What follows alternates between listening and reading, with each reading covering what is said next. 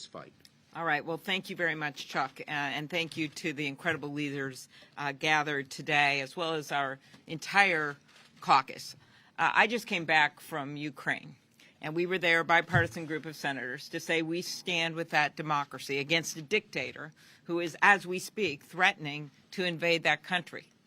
It is America that comes in time and time again around the world to stand up for democracy. And we are here to stand up for our own democracy.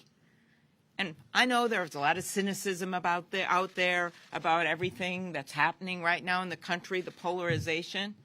But you know what? If we just fold to that cynicism, the American people lose, because we know every step of the way what's been happening.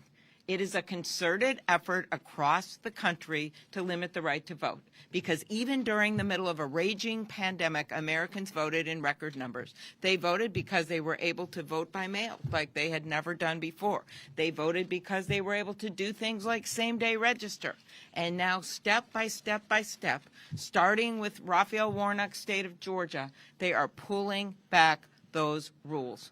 One of my favorite examples is one that doesn't get any attention. That's Montana. For 15 years, same-day registration. 15 years, the last election, 8,000 people took advantage of it to either change their address or to register anew. Taken away. What does that do? Maximize confusion for voters, because suddenly that right is taken away on Election Day, and then makes it harder for them to vote. That is what this is about. So some of our colleagues on the other side of the aisle, I know some of you have been watching these speeches, and I'm pretty appalled by it. Because if you look at history, actually, history shows, and my friend Senator Merkley, who is the expert on this and will tell you this, is not nearly as clear as they are making it. And in fact, there have been 160 carve-outs to the filibuster. There have been waivers. There have been changes of rule. They have changed the rules for things like making it easier to turn down arms deals. That's not a 60-vote margin. Republican priorities like reducing taxes under Bush and Trump. 51-vote margin, right? Reconciliation. Trying to roll back regulations like they did with the Affordable Care Act. Once again, rolling back regulations, 51-vote threshold. Putting on U.S. Supreme Court justices, 51-vote threshold.